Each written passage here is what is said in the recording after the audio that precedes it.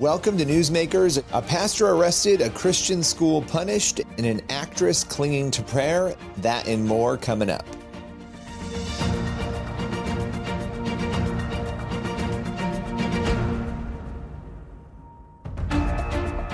Welcome to Newsmakers, a show where we go behind the headlines each week to bring you interviews with pastors, entertainers, politicians, and other notable news figures.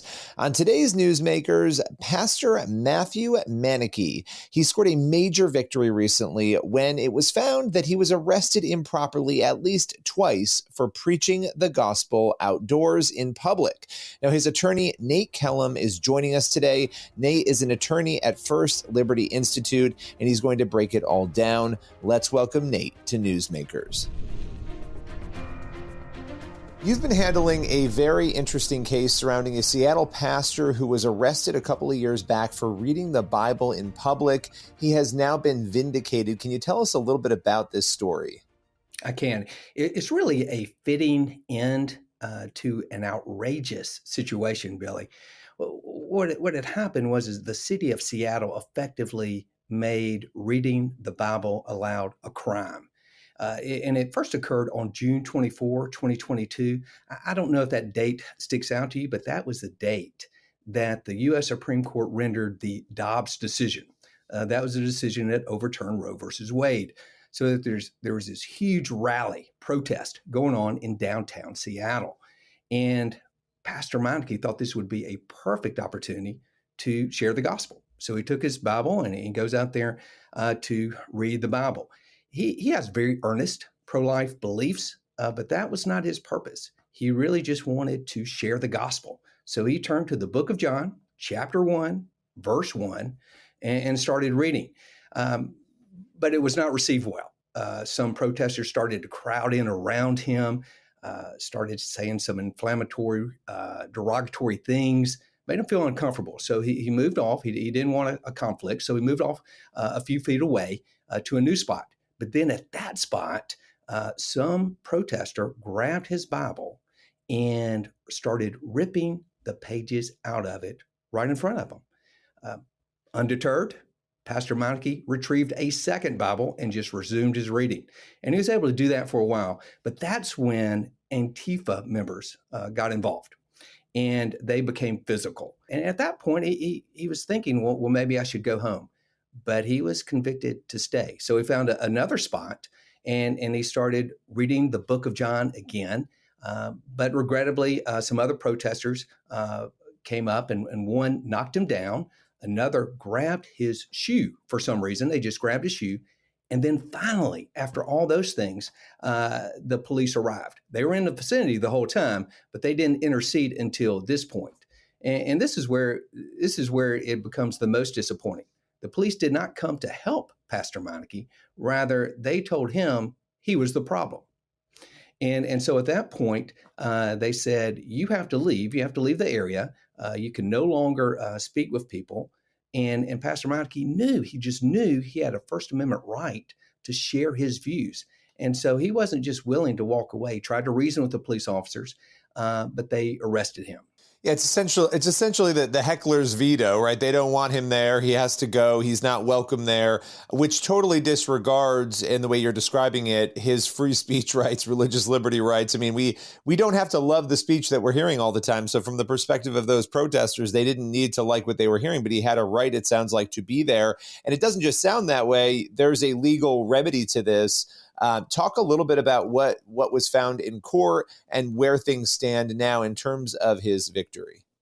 Yeah, that's correct. It's a heckler's veto, which essentially it means exactly the way it sounds. Is that you cannot allow the heckler of a speech to be able to censor or shut down that speech. It's a doctrine that has long been recognized by the U.S. Supreme Court, and regrettably, it was just not recognized by the Seattle Police Department. And so we brought suit, and regrettably, we lost at the district court level. The district judge ruled against us. We brought a motion for a preliminary injunction, basically asking the court for relief because Pastor Meinke wanted to go out again. He has this burden to share the gospel, and he really was wanting relief as soon as possible. That was denied. So he took that ruling to the Ninth Circuit Court of Appeals. And before a three-judge panel, it was unanimous. They reversed the court below. They held exactly the way you described it. They said this is a heckler's veto. It's unconstitutional, and said that, and they gave instructions to the district court to give him the preliminary injunction he was seeking. So that really then left, okay, what do we do with the remainder of the case? And the city at that point saw the writing on the wall. The Ninth Circuit had ruled, they held this as a heckler's veto, and at that point we're able to enter into a consent order, which gave not just preliminary relief, but permanent relief for Pastor Meineke so that he can go back to the streets of Seattle and share the good news. So final question for you as we look at this, what happens next in terms of the police and their policies? Will it change? Is there any sort of control that this case has or sway over those policies? Most definitely. And I think in a couple different respects. One is certainly with this particular policy, with this heckler's veto, which they had in essence made part of police policy, that is no longer there. They are enjoined. They cannot do it. If so, that they'll be answerable to the court. And also, I think there's also another benefit of this ruling, and that is the police have been put on notice that if someone is peaceably speaking, you need to acknowledge those rights. You need to allow them to go forth with their First Amendment freedoms, just like anyone else. Well, I want to thank you for breaking this story down. It's definitely an important one whenever there's a free speech battle, particularly a religious liberty one like this. So I appreciate your time today. Thank you, Billy. It's my pleasure. When reached by CBN News, the Seattle police declined to comment. We'll be back in just a moment with more Newsmakers.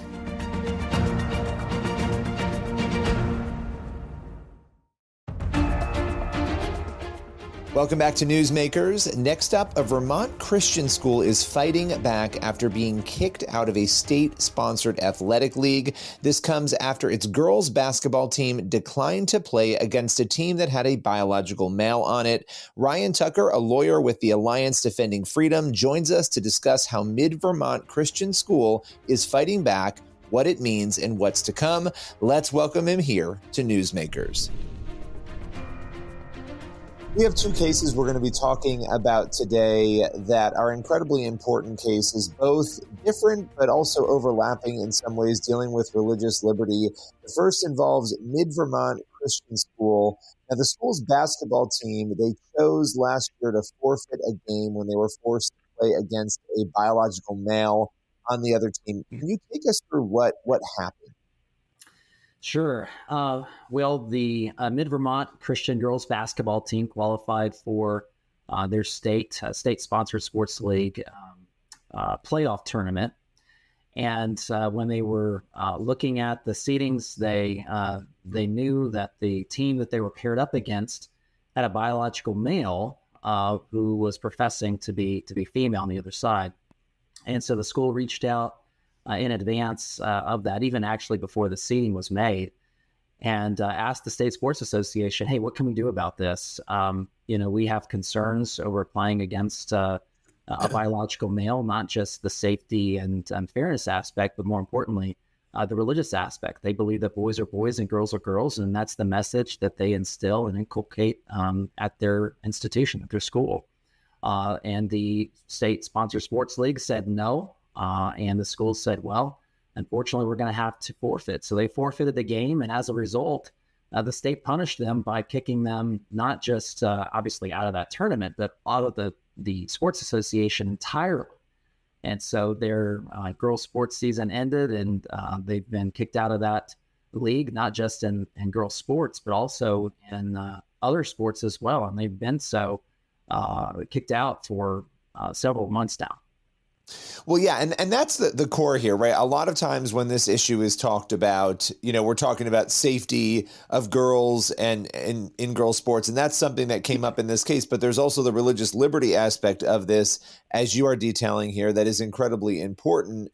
Last year, U.S. District Court Judge Jeffrey Crawford dismissed the case when there was a challenge to this. And by the way, just to note this, and correct me if I'm wrong, and we'll talk about that in a moment, but the school tried to remedy this before going the legal route. They filed an appeal internally there with the league, correct? That's right. That's right. They tried to remedy it before the game, before the forfeiture. They also tried to remedy it after they were kicked out. They went back to the VPA, the Vermont Principals Association, which is the sports league, several times, asking them to reconsider and to think through what they've done before they went and filed a federal lawsuit. And as you noted, the judge actually denied our request for injunctive relief.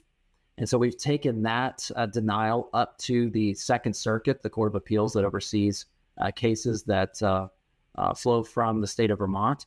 And we're in the middle of briefing the case right now.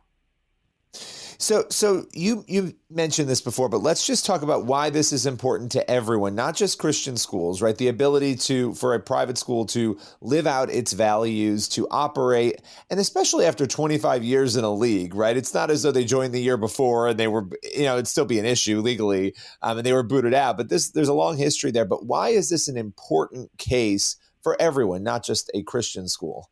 Yeah, we're seeing this across the nation. We see it in the Title IX context. ADF has filed several lawsuits pushing back on attempts by the Biden administration to force these issues, not just in the obviously in the religious school space, but in the public school space. We're seeing quite a bit of it.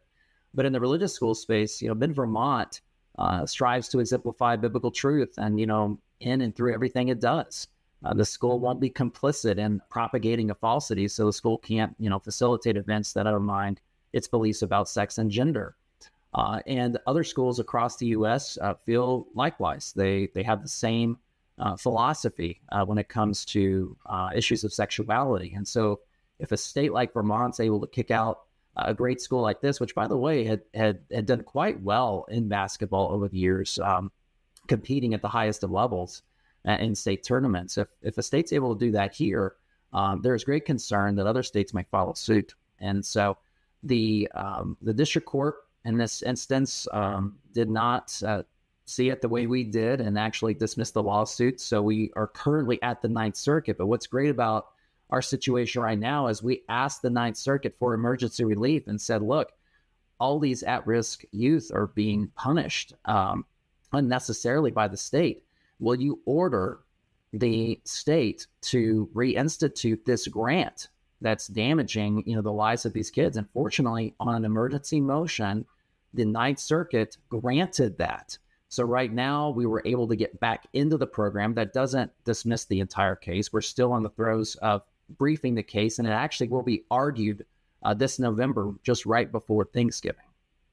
Let's say that money hadn't been granted, temporarily, at least that $400,000. How would that, obviously there's some implicit details based on what we've talked about here, but how many kids would that have impacted? How would that have impacted their ministry to lose that amount of money? Well, scores up. This is a program, like I said, it's been around for 60 plus years, helping the kids in the community. So just to give a hands-on, example, they provide vocational training. They provide free housing to students who need it. This program gives kids hope and a future, as well as a safe place to spend at night. And when you don't have the right financial resources to do it, if you're not able to hire people to fill those voids, then the kids are going to be the ones that they get punished as a result. Well, we're going to continue to track both of these stories as they unfold and as new developments come. Ryan, appreciate your time today. Thank you so much. We'll continue to cover Mid-Vermont Christian Schools' legal battle as it unfolds. This is Newsmakers on the CBN News Channel. We'll be right back.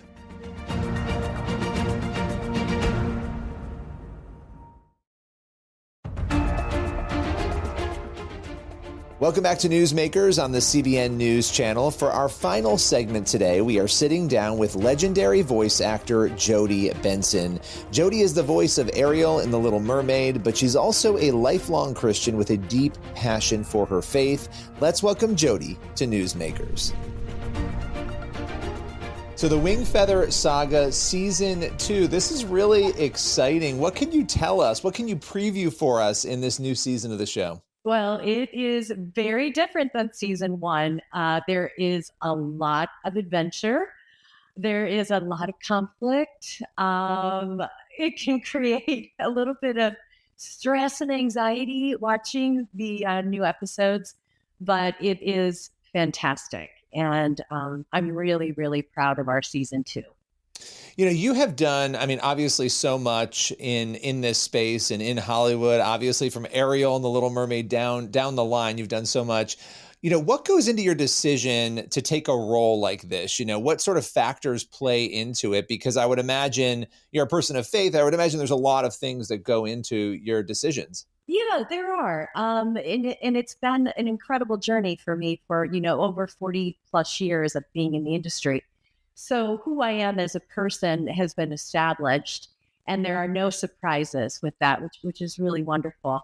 And I do have the opportunity to read scripts, to delve into these various characters and make these decisions according to what I think is going to be best, for me and for my family. So I feel really loved and respected by my agents as well as by the people that I'm auditioning for. That they're really kind to me as I'm sort of, making these types of decisions. But once I pray about it, and my husband and I are both praying and both are discussing, we will get an automatic door open or close, and it's pretty clear cut. There is not a lot of in between, which I love.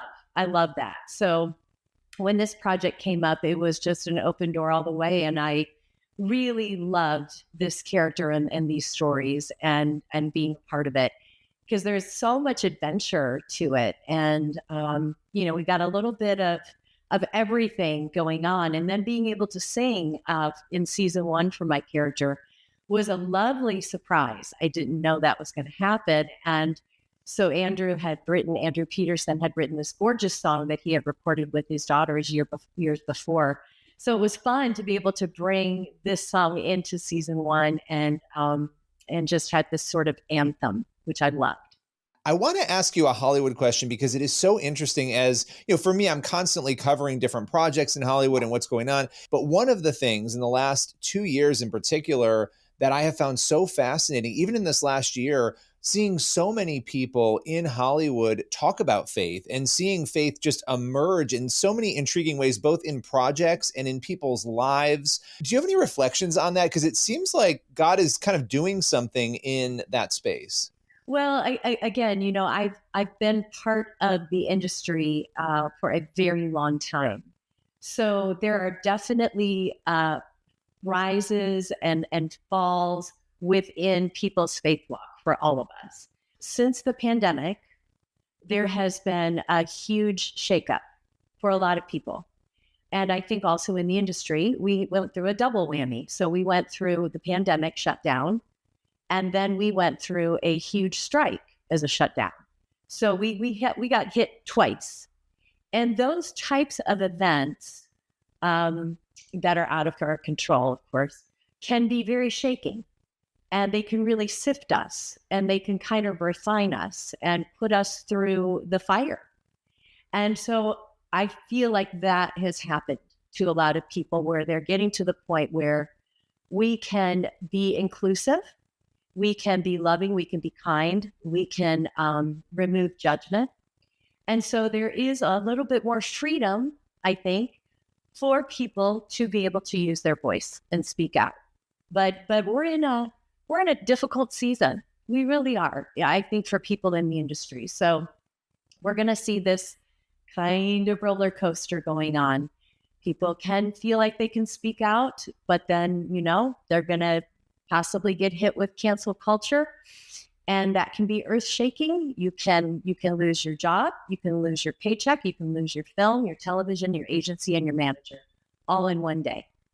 And it happens. I mean, it happens. And, a lot. There are sort of two categories of it. When you make a mistake and you really say something that you shouldn't have, that was wrong, right? And then I think more often than not, it's more, you've maybe said something that isn't popular, or you've said something, you've shared something that you believe to be true and people don't like it. And those are very different things. And your posture of waking up, loving others, doing all of those things, that keeps you in that straight and narrow. But have you had those same fears even in your own career in Hollywood? Well, let me tell you, Billy, I have haters every day.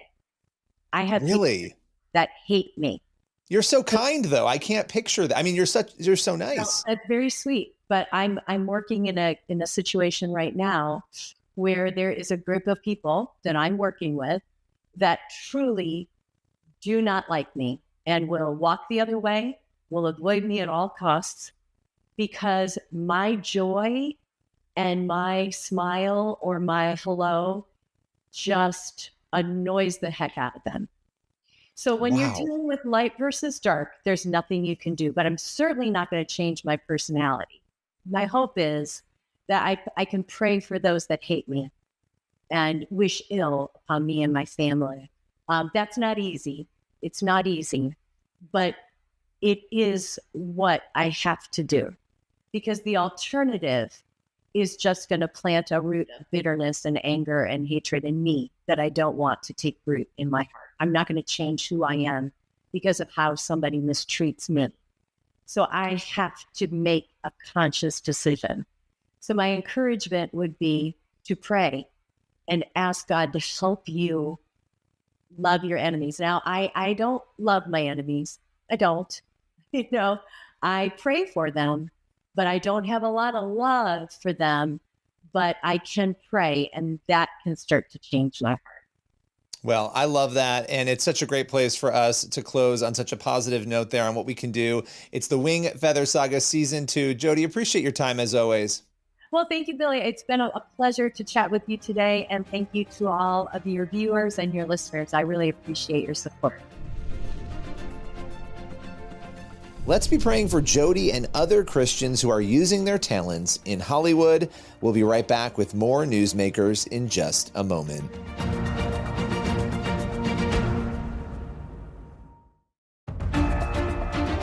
That's all for Newsmakers. Thank you for watching, and be sure to head over to the CBN News YouTube channel. That's where you'll find the full interviews you saw on today's episode. Plus, you can check out our new daily Newsmakers podcast. We feature one full interview every single day. Be sure to subscribe on your favorite podcast platform. As for this show, we'll see you again next week.